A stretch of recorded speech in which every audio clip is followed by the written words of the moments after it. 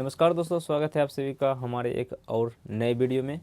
तो उम्मीद करते हैं आप सब अच्छे होंगे, मस्त होंगे और आपकी एग्ज़ाम की तैयारी बेहतर तरीके से हो रही। तो चलिए आज की इस क्लास में हम समझेंगे यूक्लिड विभाजन एल्गोरिथम का जो मेरा पहला टॉपिक था वो आपको हमने बता दिया था। तो इस क्लास में हम समझेंगे कि आपको अभाज्य गुणनखंड के द्वारा एचसीएफ और एलसीएम किस प्रकार निकाला जाता है। जैसे कि आपने थंबनेल और टाइटल में देख लिया होगा कि हम किस विषय पर बात करने वाले हैं। क्लास टेंथ का मेरा जो टॉपिक है मैथ है, और मैथ का पहला चैप्टर है वास्तविक संख्या।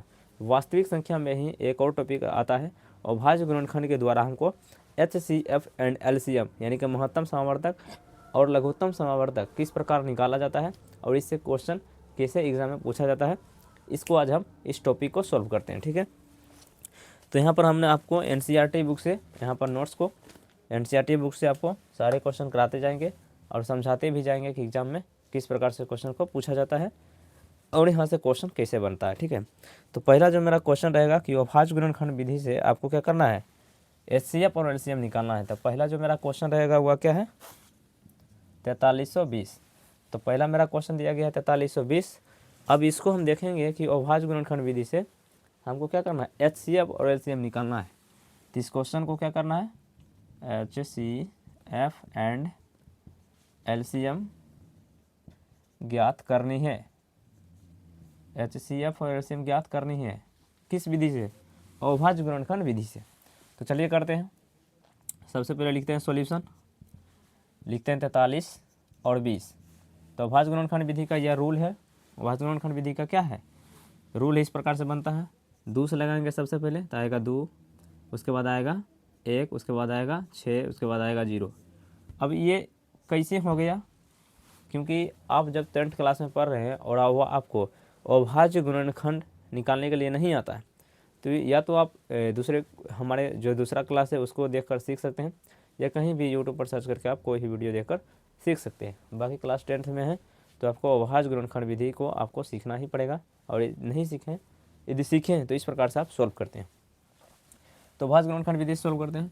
तो 2 से लगाए तो इतना बड़ा आ गया, उसके बाद फिर से 2 से लगाएंगे तो 1 आ जाएगा, यह जाएगा कितना 8 आ जाएगा, यहाँ पर आ जाएगा 0, यानी कि 1080 दूना कितना होता है 2160, इतना हो गया। उसके बाद फिर से 2 से लगाएंगे तो आ जाएगा 540, क्योंकि 540 दूना कितना होता है 1080। फिर से 2 बार में लगाएंगे तो आ जाएगा कितना 270 आ जाएगा, क्योंकि 27 दूना 54 हो गया, लास्ट में 0 हो गया। फिर 2 से लगाएंगे तो आ जाएगा 1, आ जाएगा 35। अब रुक जाएंगे, अब क्या करेंगे, अब रुक जाएंगे, क्योंकि ये लास्ट में मेरा 5 आ गया। 5 जो है 2 से कभी नहीं कटेगा, 5 से क्या है 5 2 से कभी नहीं कटेगा, वो जब भी कटेगा तो 5 से कटेगा। ठीक है, तो सबसे पहले लगाएंगे 3 से नहीं लगेगा, 5 से लगाएंगे।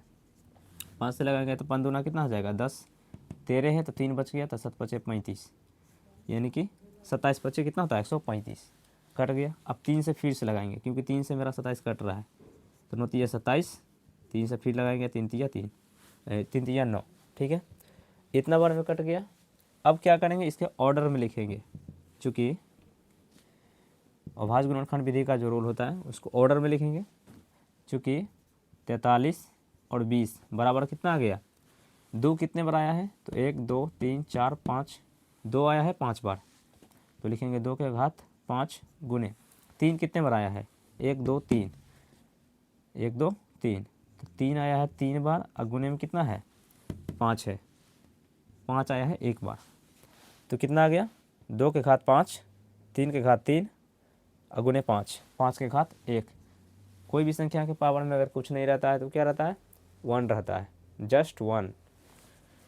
तो अब कह रहा है कि एचसीएफ और एलसीएम निकालने के लिए, तो एचसीएफ और एलसीएम कैसे निकलेगा, तो ये जो हमको संख्या यहाँ दिया गया है, तो सबसे बड़का संख्या सबसे छोटका संख्या कौन है, तो सबसे छोटका संख्या कौन है इसमें बताइए, सबसे छोटका संख्या 5 है। क्या है, सबसे छोटका संख्या क्या है 5 है, सबसे छोटा संख्या 5 है। तो यहाँ पर क्या हो जाएगा एचसीएफ हो जाएगा 5।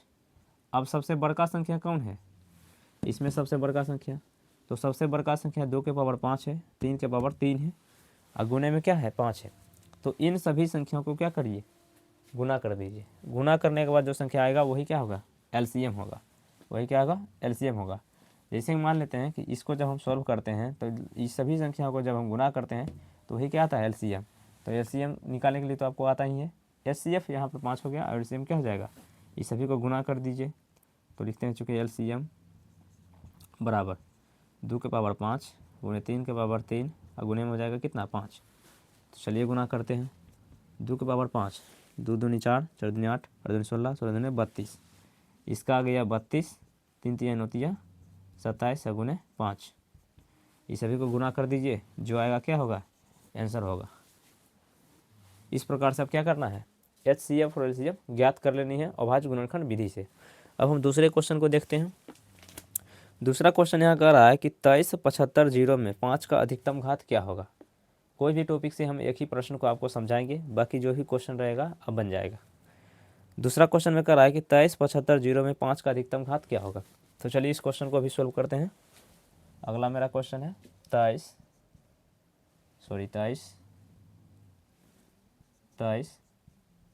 75 0 में 5 का अधिकतम घात क्या होगा। ये क्वेश्चन बहुत ही पॉपुलर है। ये क्वेश्चन क्या है, बहुत ही पॉपुलर है। बहुत सारे ऐसे एग्जाम है जिसमें पूछा जाता है कि आपको कोई भी संख्या दिया जाता है और पूछता है कि इसको जब हम सॉल्व करेंगे अभाज्य गुणनखंड विधि से तो इतने संख्या को इसके इतने संख्या का घात कितना आएगा। तो सेम उसी तरीके के क्वेश्चन है और इसको हम सॉल्व करते हैं। दूसरा मेरा क्वेश्चन क्या है, 23 75 0 में 5 का अधिकतम घात क्या है। इसको हम सॉल्व करेंगे अभाज्य गुणनखंड विधि से। 23 75 0 को सॉल्व करेंगे तो कोई भी संख्या का जब हम अभाज्य गुणनखंड करते हैं और उसके लास्ट में यदि 0 है तो 100% चांस है कि वह 2 से कटेगा। तो 2 से लगाएंगे तो एक बार में आ जाएगा, एक बार में आ जाएगा तो बच के कितना, 17 आ गया तो 8 दूना 16 आ जाएगा, एक आ गया 15, 7 दूना 14, एक गया तो 10, एक गया तो कितना आ गया 10। तो 10 कितना बार 2 से कट गया, 5 बार में। अब इसके लास्ट में कितना बच गया, 5। तो हमने आपको पिछली वीडियो में भी बताया था कि कोई भी संख्या का जब हम अभाज्य गुणनखंड विधि से सॉल्व करते हैं यदि वह संख्या के लास्ट में 5 आता है तो वह 2 से 100% कभी भी नहीं कटेगा। वो जब भी कटेगा तो 5 से ही कटेगा। तो चलिए हम इसको 5 से लगाते हैं। 5 से लगाते हैं तो 11 है तो 5 से 2 बार में कटेगा, 5 दूनी 10, बच गया कितना, 1। अब बच गया हो गया 18। अब यहाँ कितना बच गया, 18 बच गया। अब 50 लगाएंगे 3 बार में, 15 तो 15 कट गया, बच गया 3 बच गया तो हो गया यहाँ 37।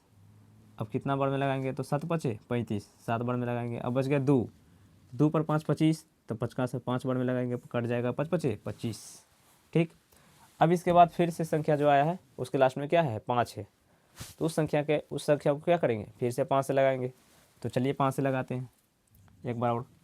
5 से लगाएंगे तो 5 चौक 20, बच गया कितना, 3 तो 37, 7 बचे 35, 2 उधर गया 5 बचे 25। फिर इसके लास्ट में कितना आ गया, 5 आ गया। तो 5 से लगाइए फिर, 9 बचे 45, उसके लास्ट में बच गया 2, हो गया 25, तो 5 बचे 25। फिर इसके लास्ट में कितना है, 5 है तो लगाएंगे 5 से, तो कितना बार में कट जाएगा, 19 बचे 95, 19 बार में कटेगा। इस प्रकार से हो गया।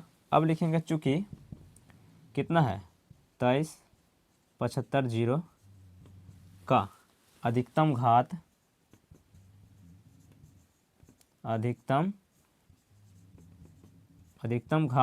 क्या लिखेंगे, अधिकतम घात क्या लिखेंगे, अधिकतम घात कितना आया है। तो चलिए हम 5 का अधिकतम घात गणते हैं। 1 2 3 4, 1 2 3 4। तो 5 कितने बार आया है, 5 कितने बार आया है, 4 बार आया है। तो हम क्या लिखेंगे यहाँ पर, 5 के पावर 4 आंसर। 5 के पावर क्या लिखेंगे, 4। ये आंसर हुआ, लेकिन वास्तव में इसका आंसर कितना होगा, 4 होगा, क्योंकि हमको घात पूछा है ना कि 5 के पावर 4 पूछा है। ठीक है। तो इस प्रकार से इस क्वेश्चन को सॉल्व कर सकते हैं। ठीक है। नेक्स्ट क्वेश्चन चलते हैं। अगला क्वेश्चन है कि 14 और 40 में 2 का अधिकतम घात क्या होगा। तो तीसरा मेरा क्वेश्चन सेम इसी प्रकार का क्वेश्चन है। और अगला मेरा क्वेश्चन एक और है 4 नंबर क्वेश्चन, इसको भी थोड़ा सा हम कर लेते हैं। बाकी इस क्वेश्चन को आंसर को सारा कुछ को आप लिख लीजिए और समझ लीजिए। बाकी इसको हम मिटाते हैं और नेक्स्ट चौथा नंबर क्वेश्चन को करते हैं।